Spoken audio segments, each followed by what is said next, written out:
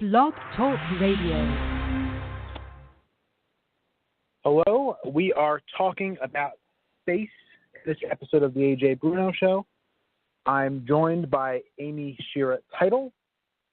She's a spaceflight historian and popular science writer with a near encyclopedic knowledge on this absolutely fascinating subject. We should have her on here in just a second. We'll be talking about various aspects of space history, her interest in it, as well as going back to the space race, going through some of that and seeing where we stand both today and of course, looking forward to the future as well. So there should be quite a bit we have to discuss, and we should do that shortly. We're switching gears a bit today. And in the meantime, please, if you haven't done so already, if you're listening, go to our Twitter page. It's at Reagan Worldwide, at Reagan Worldwide. You can follow there, see all the interesting things that are posted, whether it's related to the show or other interesting subjects. Be sure to do that. That's our main outlet for getting the message out there, and one that I hope you'll look into it more. So we should have her on here any second, and we will get started very shortly. And we do right now. Okay, so let's get the show started. Hello, Amy. Glad to have you here. Hi. Thanks for having me. How are you? All right. How are you? Good. So to start with, you've been a self-proclaimed space history nerd in grade school. How did you go from that to turning into a full-fledged space historian? Awkwardly.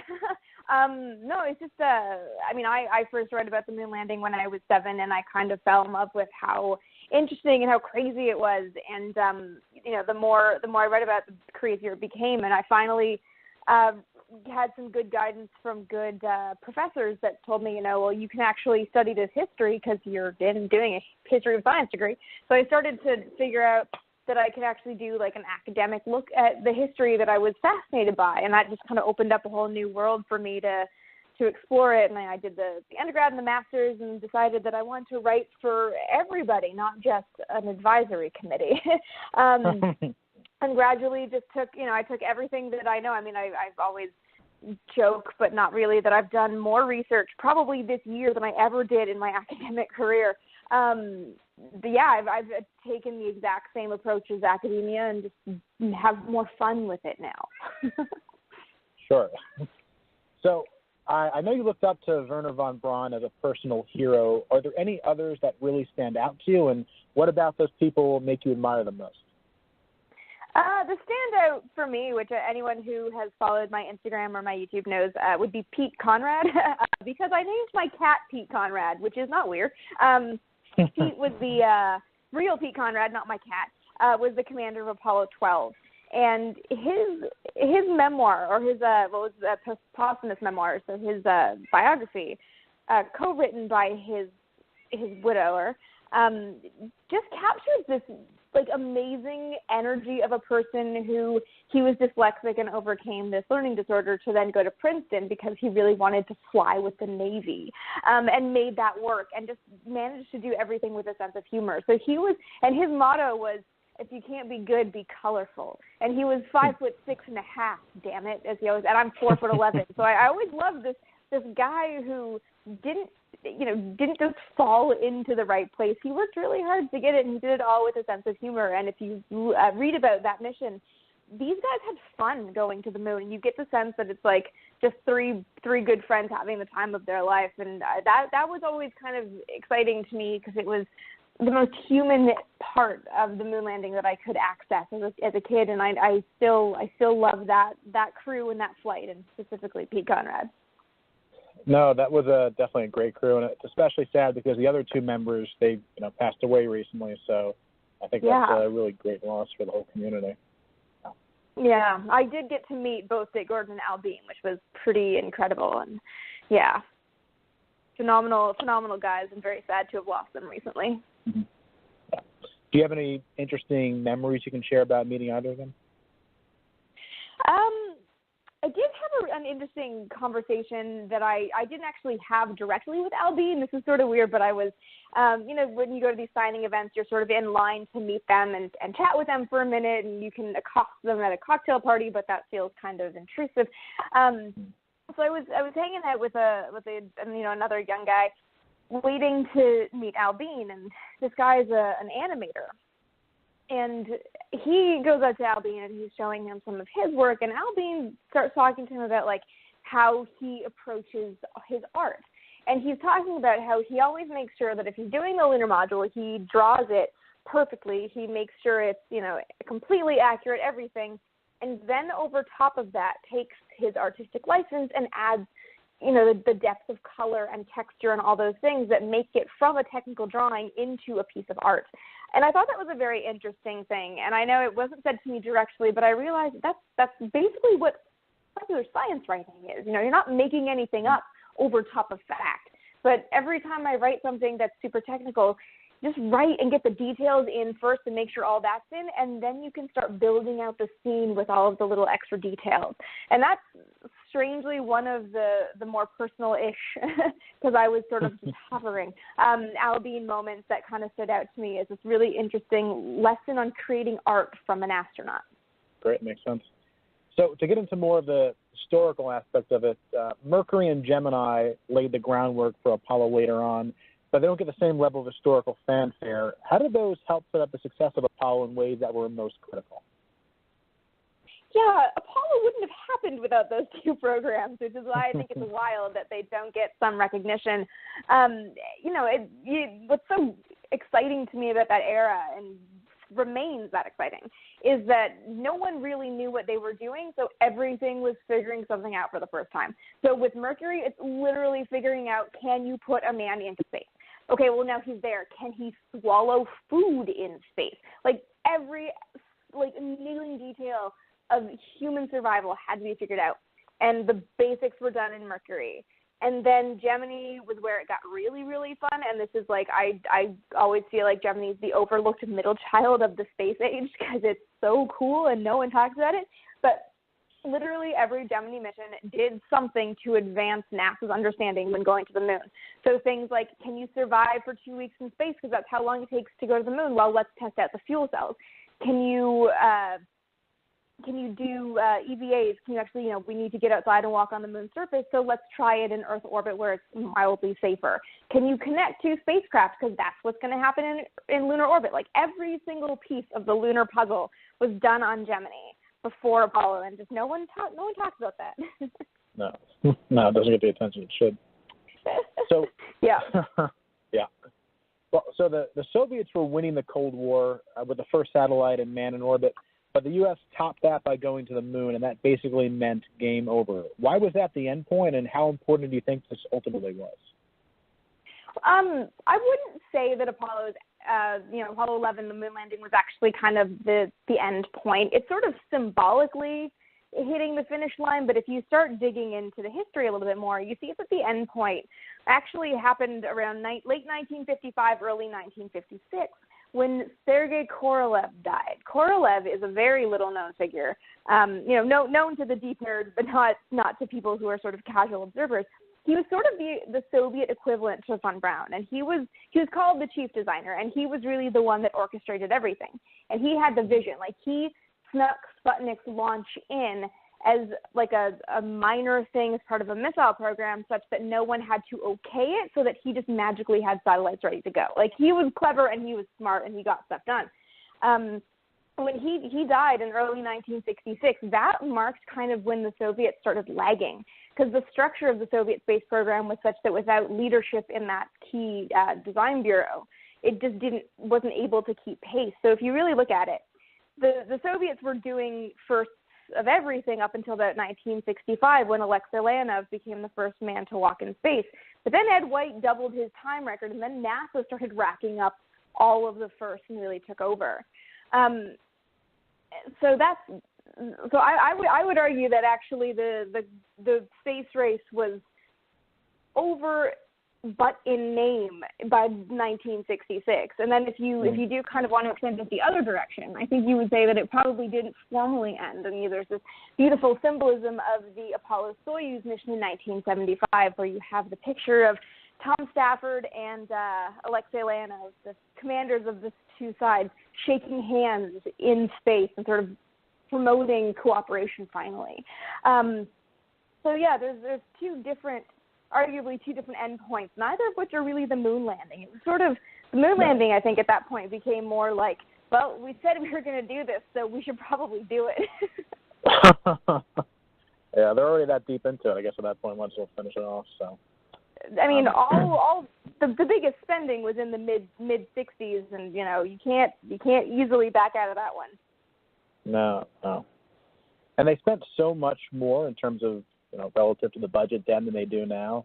So I can just imagine if they kept that spending up, what we would have done by now, and it would be nice. Yeah, I mean, it wouldn't happen. Yeah, I mean, it was probably an unrealistic amount of spending for anything. I mean, I haven't looked at the numbers in great detail in a while, but off the top of my head, it's I can't remember how much of the budget goes to military, but it's NASA's a fraction of a fraction at this point, and it used to be a fraction. So it's always been, even at its peak, it was not what the government currently spends on air conditioning for the military or something. There's some weird number like that puts it in insane perspective and really makes you understand how little funding the space agency actually gets. Yeah, that's a shame. So what are some of the most interesting, maybe obscure chapters of the history of spaceflight that you don't think get the attention or notoriety they probably deserve? There's a lot. I mean, not to be repetitive, but like the Gemini program as a whole, I think is this big chunk of the history that just doesn't get the attention that it should get, because it really was instrumental and fascinating and all, awesome and crazy and weird. Yeah, but there's a lot of like side stories that don't get attention, which is one thing I try to bring out in my work. Like the obscure different types of landing systems engineers investigated in the 60s, and all these programs and these little technologies that didn't get off the ground because they just couldn't develop fast enough to keep pace with Apollo. I mean, Apollo was really the easiest way to do something big in the shortest time frame, and if things like a paraglider landing system for Gemini, which the Regalo wing is one of my favorite technologies, if that couldn't develop in time to keep pace with Apollo, then it got the axe. And that happened to a lot of really interesting developments. Sure. So probably my favorite astronaut from that era was John Glenn, who I think he's probably at the top of a lot of people's list. And it was especially hard. We've lost so many great astronauts, but when he died a year and a half ago, I think that was really, really something that affected a lot of people. So I saw a piece you wrote about him years ago that I thought was really great. What was it about making that first orbit around the Earth and the man himself that you think meant so much to so many people all these years later? I mean, most people, you ask the average person to name an astronaut, and they'll give you two. They'll give you John Glenn and Neil Armstrong, and that's because they did the things that are most visible and are most discussed and remembered in sort of the history of space. And for Glenn, I mean, no one remembers that Al Shepard went up first, and no one remembers Gus Grissom. But, for Glenn being the first to ride the rocket into orbit when it didn't have the highest reliability rating, and that was the moment when we didn't quite match. We didn't quite beat the Soviets, but we're getting closer to matching them. They'd done day-long missions with German Titov at that point, but now we were starting to level the playing field. Now things are starting to even out, and we can actually see how we could actually become the technologically dominant nation. So Glenn really stood for that, but there was also the fact that he was just kind of the perfect astronaut that America in the 1959 when he was selected. He was kind of just that perfect American dream man with the wife and 2 kids and dog. I mean, I actually don't know if he had a dog. I can't remember if that was a thing or not. But, he basically, stepped out of a Norman Rockwell painting into American hero mode and, did it. He was just exactly what America needed in that role at the time And yeah. No, he was great. You know, that was a breed of astronaut that you don't really, America doesn't, things have changed to where we want more the Elon Musk bravado type as opposed to the quiet family man type. But he embodied what was so prevalent in America before things got really rough in the 60s. No, I preferred that myself. Well, speaking of, since you mentioned the dog, I actually learned recently that apparently the Russians sent up a lot of dogs, and some of them with the intention that they were never going to return alive. Was NASA doing anything like that, or why did Russia, you think, pursued that course?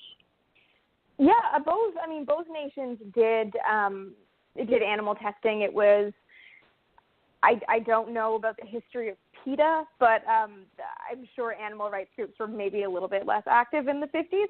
But this is going back to like the 30s and 40s that they were, scientists were using animals as human analogs to understand the biological elements of spaceflight. America didn't kill things nearly as much or as deliberately as the Soviets. So like Laika, Sputnik 2 launched November 3rd, 1957. She was never supposed to come back, and she died on her way up. There were dogs, Belka and Stelka, that did make it back alive, but America launched a lot of chimps. Ham and Enoch are the two that usually spring to mind. They were brought back safely, and they were designed to come back safely and test the life support system and the general functionality of the Mercury spacecraft. So it was a thing that happens. I mean, we still test on animals because it's ever so slightly more humane than testing on humans. So yeah, it was a thing that did happen on both sides. Right. So there were 135 total space shuttle launches with 2 fatal accidents. Those ultimately aren't exactly the best odds. What's your opinion of the space shuttle, and what sort of vehicle do you think would be best as a mainstay for the next generation to improve on that? Anybody who knows me knows my thoughts on the shuttle.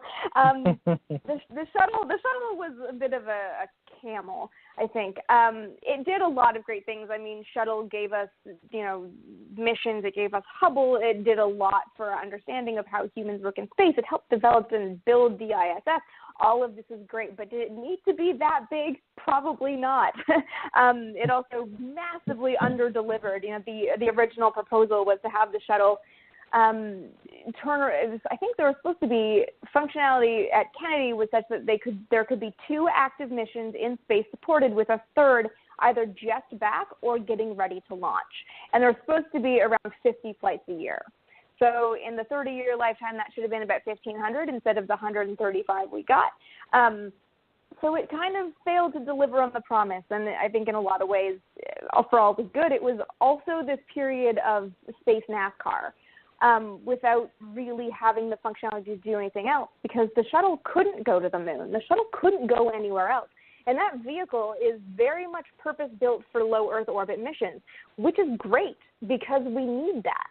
But I think there would need to be like a dual approach for longevity in space, because like the vehicle that goes to the moon and lands there can't be the same thing that lands on Earth and can't be the same thing that lands on Mars. They all have different atmospheres and different gravities and different considerations.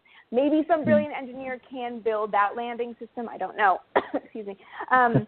But it would make sense to me to have something that's like modular. And I don't know what that looks like, whether it's like a smaller shuttle that doesn't have the world's biggest payload bay, or, something that is capable of doing the runway landing for reusability and quick turnaround, but has, can launch with a capsule element that can go to other planets or something. I mean, I don't think we've quite dialed in on exactly what the perfect spacecraft is, and I think that might just because we don't really know what we're doing with it yet. It's hard to, I mean, this is the problem with the shuttle too. It was built, the proposal was for a space station and a shuttle to get astronauts to and from the station, but only the shuttle was okayed, so it was a shuttle built without a thing to do, which just makes me think of the escalator to nowhere in The Simpsons. So yeah, I don't really know what the ideal arrangement should be, but I think we sort of need both, like a little shuttle for easy orbit missions, and then a capsule-y thing that can be tweaked for different environments. No.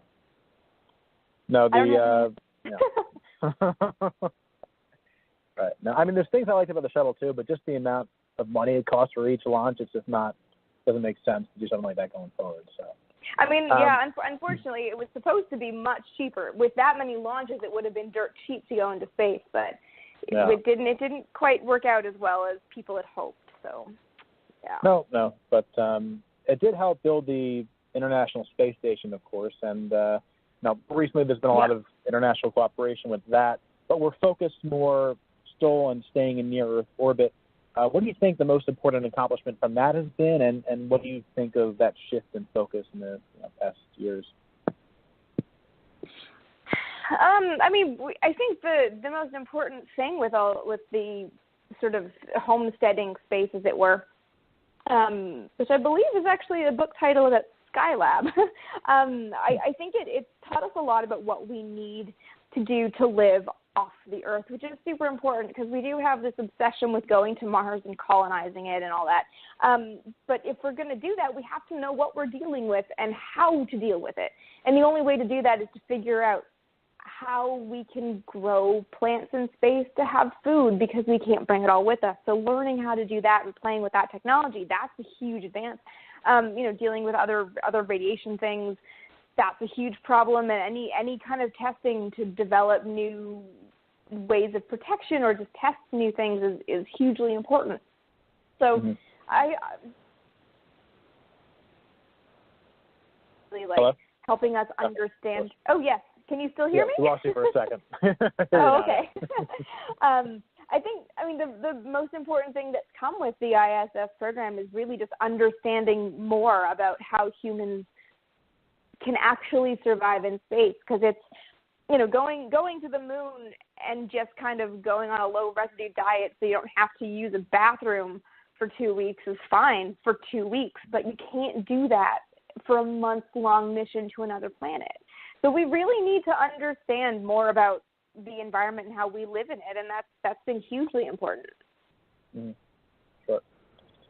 So you mentioned Mars, and yesterday NASA just had an announcement about finding organic molecules in the rocks there in the ancient lake bed. What was your reaction to those findings? I'm not going to lie, I was super busy with other work yesterday that I haven't even had a chance to dig in and see what they found. Because one thing I always see those headlines, and a couple people texted it to me. I take those headlines with a little bit of a grain of salt before I have a chance to actually read and see what is going on. Because how many times have we seen headlines about discovering water on Mars, when really what they discovered is rock formations that suggest evidence of past water on Mars, maybe. So seeing the headline and seeing that sort of like it get picked up by the media is always like, let's backtrack, and also let's see what other previous discoveries they're building on, because this might be something that, like, a lot of these things I think need so much context to really understand why they're so significant, and that usually is missing when people get excited about big news from Mars. So yeah, I just haven't had a chance to go into it. I've been sort of completely sidetracked with other stuff all of yesterday. No, they do. Yeah, I don't actively work as a journalist anymore, so I don't follow the news on a minute by minute basis as much as I should. Right. Yeah. Now, I think they said something in the past before about finding like evidence that there's definitely salt water, but not fresh water. Yeah. So, and I mean, because that's again another headline where people are like, "There's a salt water. There's an ocean on Mars." It's like, no, there's the chemical signature that salt water at one point flowed there. Yeah. Yeah. So I know that NASA's mission was originally primarily political in nature, but in the past decades, we really haven't made as much progress as people would have thought then in terms of going to Mars.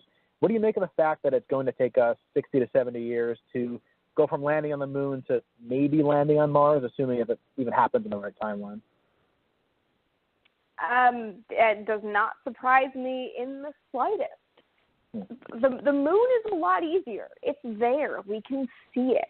We don't have to deal with an environment or an atmosphere to land. And, when you are dealing, it was like, let's not kid ourselves. Apollo was just a part of the Cold War. So when it's a time of war, you get all the funding to make it happen really fast.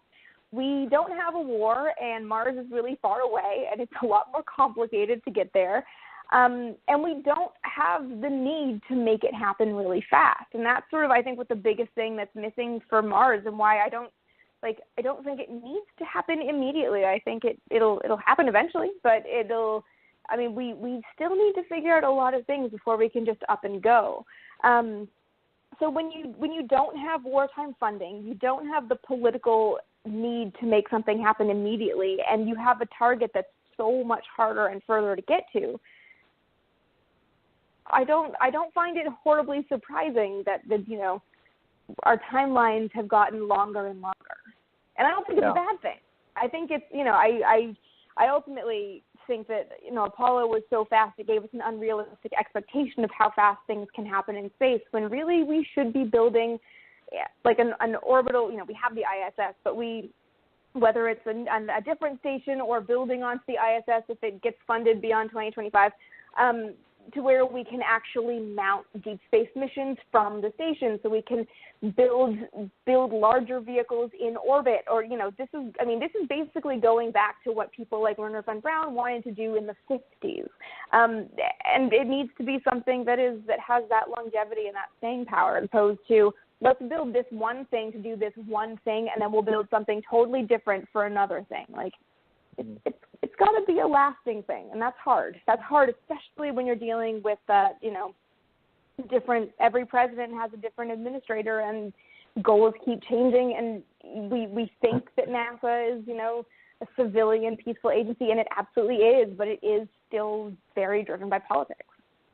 Yeah, sure.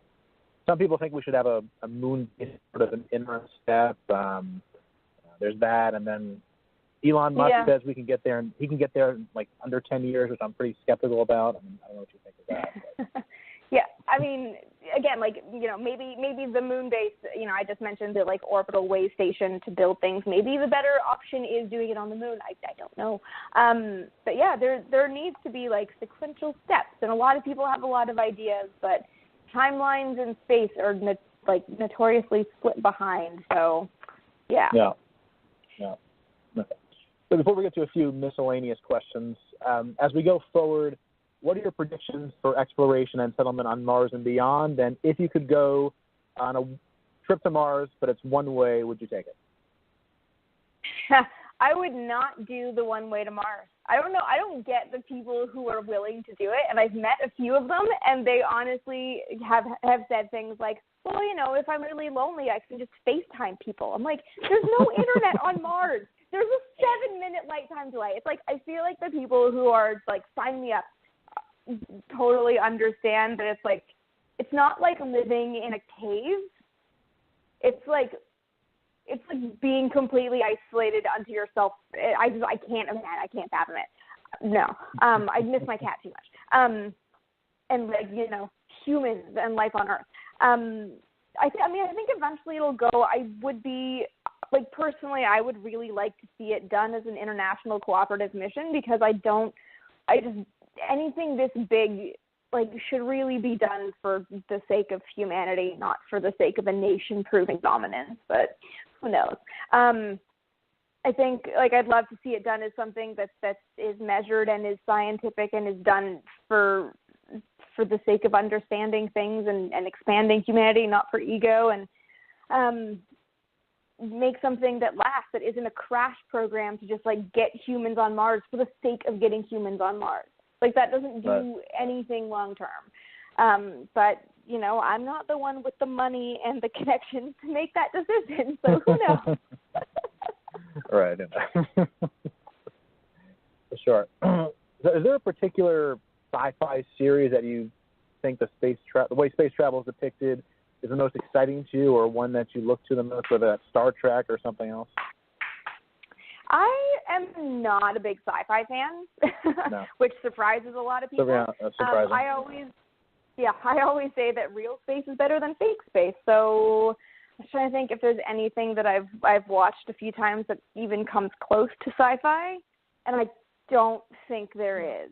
Well, fake space is a lot easier to get to than real space. That's the problem. Yeah, it's like I can do some sci-fi, but when I don't know, it's just never been something that really appeals to me. I don't know. No. So you've appeared on some different science programs, from hosting D-News Online to being featured on a lot of episodes of NASA's Unexplained Files and hosting your own YouTube channel. What's your experience been like with all of this? Interesting. It's always interesting to see like how different people, like different outlets, will tell the same story. Like everyone wants to know about this and that from Apollo 11 or whatever.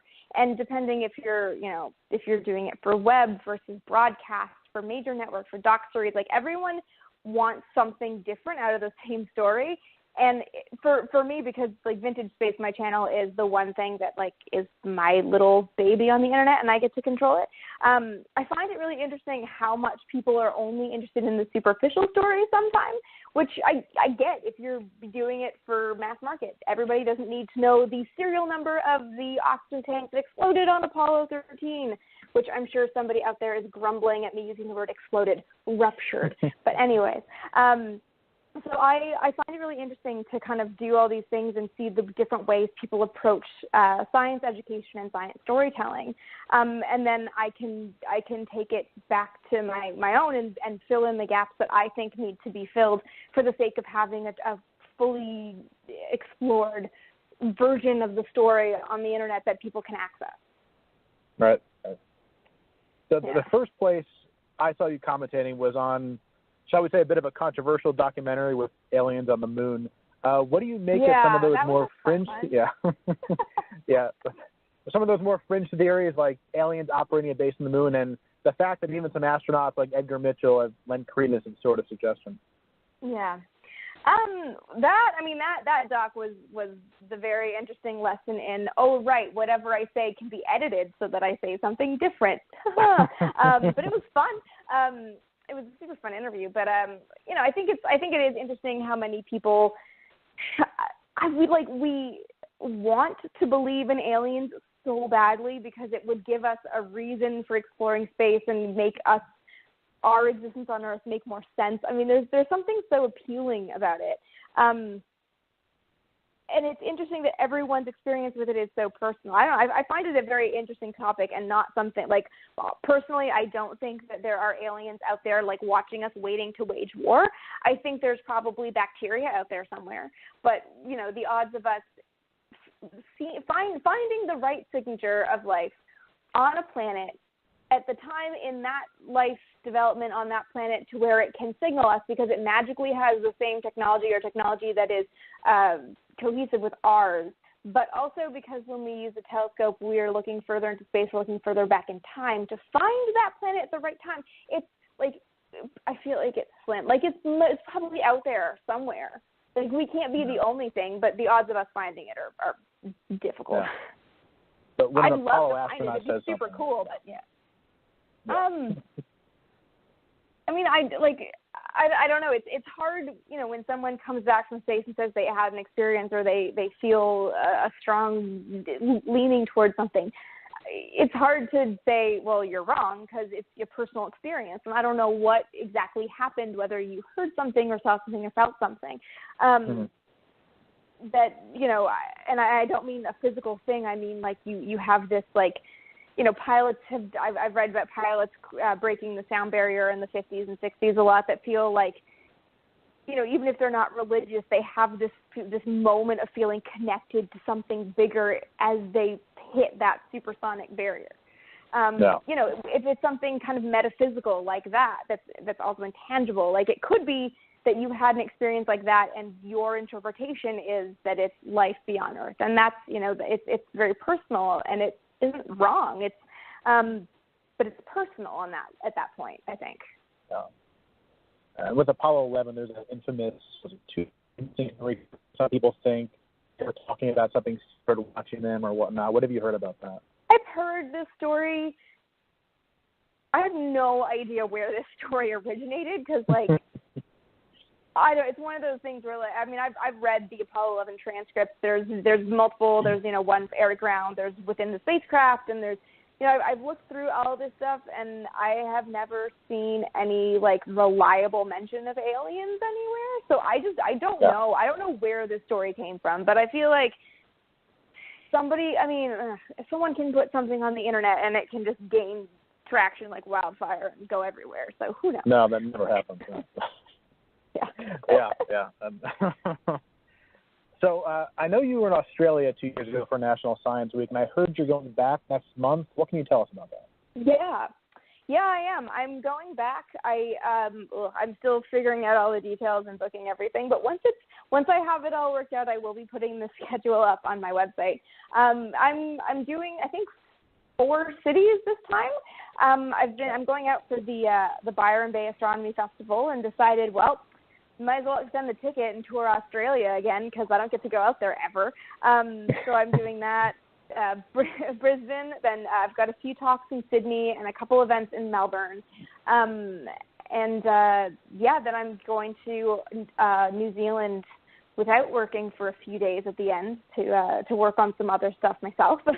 I'm really excited to get back out there and do some more events and meet more space people in the other hemisphere. It's always so fun to meet people, space people in different countries, because their experience of it is so different. I gave a talk to a bunch of grade schoolers in Hobart last time I was there, and realized these are kids who have never learned what the Cold War is, because when you're a 9-year-old in Australia, you don't care about 1960s American politics. I'm like, oh, how do I explain Apollo? Like, that weird moment of like, I have to shift the lens through which I discuss all this stuff, because I can't just assume that you have this background knowledge like I can when I give talks in America. It's super fun and super interesting, and yeah, it's fun. I like it. But I'm excited to go back. Australia is just like such a beautiful country too, and being from Canada, it feels very much like home to me. Yeah, minus the killer snakes and spiders, but I guess there's similarities. Yeah, I'm a little bit terrified of everything outside of a city in Australia. Like the idea of going out. I've like had this vague fantasy of getting out to Ayers Rock. I'm way too afraid to drive though, because I will accidentally drive on the wrong side of the road and get killed, and I don't really want to have to come face to face with a spider the size of me. But if you get out into the outback, there's probably almost no light pollution, so that would be nice for star watching. Yes. Yeah, I am getting out to the Parkes Observatory out there, and I'm super excited to see. There's a small town there, but it's not a major city, and it's supposed to be just beautiful, clear skies, and it's super interesting to see. I mean, I last time I was there, I got out to Honeysuckle Creek. It's the tracking station outside Canberra in Timbilla, which is where the first pictures from the moon came down, and it's outside Canberra, and I got to go there, and it's just like, you kind of forget that Australia has actually played a significant role in America's space exploration, because it's the place where we go when we can't see things in space from America. Kind of forgotten. So you've published a few books as well. Do you want to tell us a bit about those and what inspired them? Well, I've only done the one for now, but I'm working on the second, but I can't talk about it yet. So all I'm saying is I'm working on the second. But my first book is, I describe it as a prehistory of spaceflight. So it's looking at how NASA came to be. So the rocketry development, the space planes, the astronaut training or pilot training, the bureaucracy, everything that kind of was developing in the United States in the 1940s and 50s that then were brought together under the umbrella of this new National Aeronautics and Space Administration by Eisenhower in 1958. So it's basically, I kind of wanted to dispel this myth that NASA was created one day and then in 9 years went to the moon, because everyone always says, well, if we could get to the moon in 9 years, why aren't we on Mars yet? Well, it wasn't like 0 to moon in 9 years. It was actually 30 years of development and understanding the technology before taking that on. So I wanted to show the roots of the space agency to give people an appreciation for how much was already being done and came into NASA as it came into being. Sure. Oh, I should say, did I say the name of it even? It's called Breaking the Chains of Gravity. Sorry. You said something, I wasn't sure what the name. Yeah. I should probably never forget to say the title of my own book. No, probably not the best way to pitch it if you forget that. No. Well, it was great talking to you about all this, and thanks so much for coming on. It's been a pleasure. Yeah, I'm very glad we finally got this worked out. Thanks so much for having me. No, me too. And all right, well, take care, and talk to you. Yeah, cheers. Great. Have a great day. Thanks. Bye. So that was Amy Shira Teitel. We went through a lot of interesting space history and looking forward to the future as well. So I hope you enjoyed that. We'll actually be back again tomorrow with another show. We don't usually do them that often, and I might lose my mind a little bit preparing, but we'll be back with another great historian. William C. Davis will be on the show then. We'll be talking about the Texas Revolution and the American Civil War. So that should be a good one, and hope you can join us for that. Once again, this has been Ajay Bruno for the Ajay Bruno Show, and I'll talk to you again soon. Thanks.